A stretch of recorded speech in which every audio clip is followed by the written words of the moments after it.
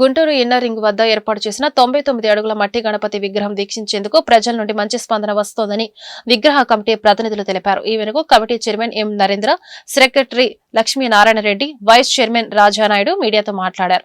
99 అడుగుల మట్టి గణపతి విగ్రహం తయారీ కోసం 3 నెలల పాటు 150 మంది కళాకారులు పనిచేయడం జరిగిందని చెప్పారు. 21 రోజుల పాటు ప్రత్యేక పూజలు నిర్వహించి అనంతరం నిమజ్జనం చేయనున్నామని తెలిపారు. అయితే ₹50 రుసుం వసూలు చేసే విషయంలో కమిటీ ప్రతినిధుల వివరణ ఇచ్చారు. 99 అడుగుల మట్టి వినాయక విగ్రహం దర్శనం ఉచితమని వారు వెల్లడించారు. కేవలం పూజ చేయించుకునే వారి నుంచి మాత్రమే ₹50 వసూలు చేస్తున్నట్లు స్పష్టం చేశారు. మహాగణపతి మట్టి గణపతి ఉత్సవం నిన్న వర్షం కారణంగా కొద్దిగా లేటుగానే స్టార్ట్ అయింది. మంచి స్పందన వచ్చింది. మనం టోటల్గా 21 రోజు ఇక్కడ ఉత్సవం నిర్వహిస్తాము.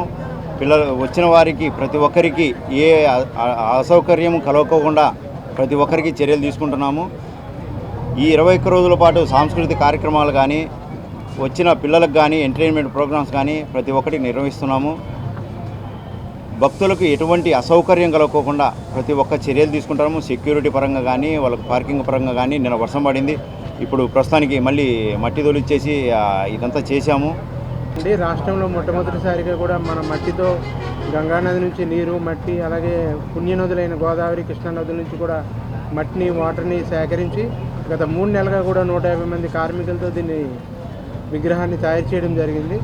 పూర్తిగా అమరావతి అనేది అమరావతి మన రాజధాని, అమరావతి ప్రజలు, అమరావతి అంతా సుభిష్టంగా ఉండాలనే ఉద్దేశంతో అమరావతి మహామట్టి గణపతి పేరుతో దీనిని ఇక్కడ నిర్వహిస్తున్నాము.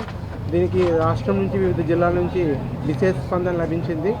నిన్న వర్షం కారణంగా ప్రకృతి వైపరీత్యాల రీత్యా కొంచెం లేటుగా పూజా కార్యక్రమాలన్నీ ప్రారంభమయ్యాయి. అయినా సరే స్పందన బాగానే ఉంది. ప్రజలకి భక్తులకి ఎటువంటి అసౌకర్యం కలగకుండా కూడా ఏర్పాట్లు చేయడం జరుగుతుంది.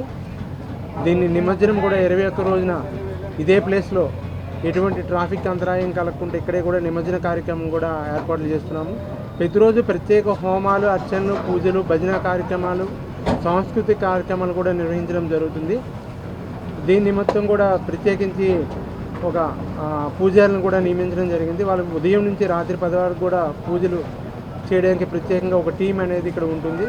అలాగే సెక్యూరిటీ నిమిత్తం కూడా ఎటువంటి అభ్యంతరం లేకుండా కూడా భక్తులకి సెక్యూరిటీ టీం కూడా ఉంటుంది.